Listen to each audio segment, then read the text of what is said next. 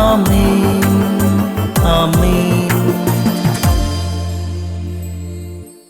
യേശുവിന്റെ ഏറ്റവും പ്രിയമുള്ള കുഞ്ഞെ, ജെറമിയയുടെ പുസ്തകം 51-ാം അധ്യായം 33-ാം വാക്യം, ഇസ്രായേലിന്റെ ദൈവമായ സൈന്യങ്ങളുടെ കർത്താവ് അരുളി ചെയ്യുന്നു, ബാബിലോൺ പുത്രി, നീ കൊയ്ത്തുകാലത്തെ മെതിക്കളം പോലെയാകും. നിന്റെ കൊയ്ത്തുകാലം ഉടനെ വരും. ബൈബിളിലെ ഏത് വചനവും നമുക്ക് അവകാശപ്പെടാനുള്ളതാണ്. ബൈബിളിലെ ഏത് വചനവും നമ്മുടെ ചങ്കത്ത് ചേർത്ത് വെക്കാൻ നമുക്ക് കടമയുണ്ട്, അവകാശമുണ്ട്.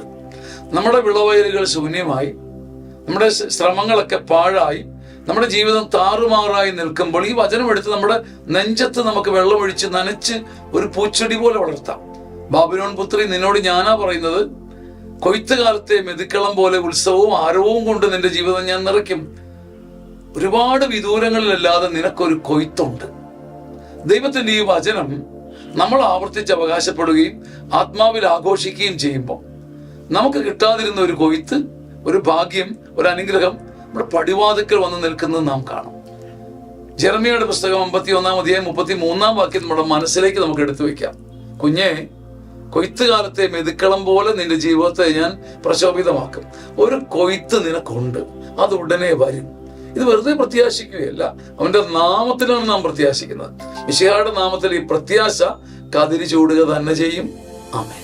ചങ്ങനാശ്ശേരി അതിരൂപതയുടെ സിയോൻ ധ്യാന കേന്ദ്രം 16ാമത് സീനിയർ സിറ്റിസൺ ധ്യാനം ഒരുക്കുകയാണ്. 15 ധ്യാനങ്ങളിലൂടെ കടന്നുപോയി കരിമേഘങ്ങൾ നിറഞ്ഞ മനസ്സുമായി വന്ന് മഴവില്ല് പോലെ മടങ്ങിപ്പോയ അനേകം മാതാപിതാക്കളുടെ അനുഭവ സാക്ഷ്യങ്ങളുടെ മുദ്രയായി വീണ്ടും 16ാം ധ്യാനം ഒരുങ്ങുമ്പോൾ നിങ്ങളുടെ മാതാപിതാക്കന്മാർക്ക് കൊടുക്കാൻ പറ്റുന്ന അപൂർവ സമ്മാനമാണിത്. ഡിസംബർ 16, 17, 18, 19 തീയതികളിൽ ഉള്ളിലൊരു അഭിഷേകവും പ്രചോദനവും വരുന്നവർ ഈ നമ്പറിൽ വിളിച്ച് നിങ്ങളുടെ മുറികൾ ബുക്ക് ചെയ്യുക. സ്വാഗതം. ആമേൻ ആമേൻ.